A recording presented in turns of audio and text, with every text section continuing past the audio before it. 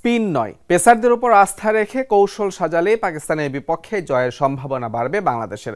লিটন দাসকে এমন পরামর্শ দিলেন পাকিস্তানের সাবেক ক্রিকেটার কামরান আকমল, ঠিক যেমনটা রাওয়ালপিন্ডি টেস্টে করেছিল হাসান তাসকিন নাহিদরা।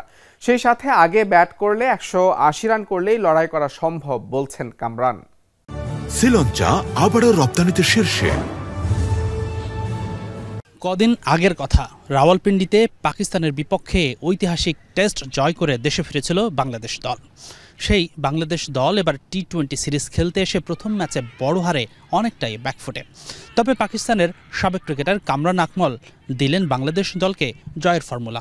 ঠিক রাওয়ালপিন্ডিতে যেভাবে পেস বোলিং দিয়ে পাকিস্তানকে নাস্তানাবুদ করেছিল বাংলাদেশ দল, সেই একই ফর্মুলায় বাংলাদেশকে খেলার পরামর্শ দিলেন কামরান। লাহোর কি পিচ পে আপনি দেখা ব্রেক ইতনা হ্যায় নেই হ্যায়। লাহোরের পিচ সহজে ভাঙে না। একজন স্পিনার নিয়ে একাদশ গড়তে হবে, পেস বোলিং শক্তি বাড়াতে হবে, তবে সঠিক সময়ে সঠিক বোলারকে ব্যবহার করতে হবে। পাকিস্তানি ব্যাটারদের দুর্বলতা অনুযায়ী বল করতে হবে, ঠিক যেমনটা করেছিল রাওয়ালপিন্ডি টেস্টে। কি এক এক্সট্রাঅর্ডিনারি পারফরম্যান্স দিখানি পড়েগি। লাহোরে সিরিজের প্রথম ম্যাচে লিটন দাসের অধিনায়কত্ব মোটেও পছন্দ হয়নি কামরান আকমলের। পেসারদের ওভার পূরণ না করায় খুশি নন সাবেক এই উইকেটরক্ষক ব্যাটার। বিশেষ করে হাসান মাহমুদকে বোলিংয়ে না আনাটা মানতে পারছেন না তিনি। আকমলের মতে 139 রানে পঞ্চম উইকেট হারানো পাকিস্তানকে পরিকল্পিতভাবে আক্রমণ করলে মাঝারি স্কোরেই আটকাতে পারত বাংলাদেশ। जब आप पार्ट टाइमर 19वां ओवर करवाएंगे, পার্ট টাইমার বোলার কেন 19তম ওভারে বোলিং করবে?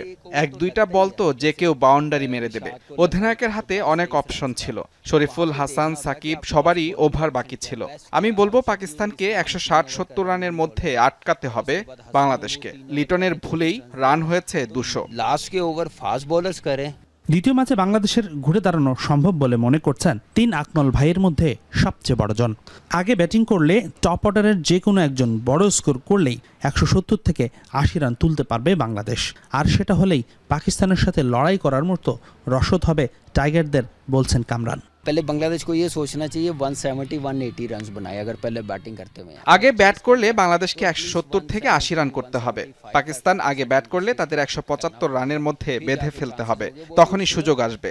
টপ অর্ডারে একজন 60-70 করলে কাজটা সহজ হয়ে যাবে। गुड स्ट्राइक रेट के साथ लाइक সাকিব, তামিম, মুশফিক, রিয়াদের অবসরে বাংলাদেশ দল শক্তি হারিয়েছে অনেকটাই। তার উপর তাসকিন, মুস্তাফিজুর, নাহিদকে না পাওয়ায় অনেকটাই পিছিয়ে পড়েছে অতিথি শিবির, বিশ্বাস কামরানের।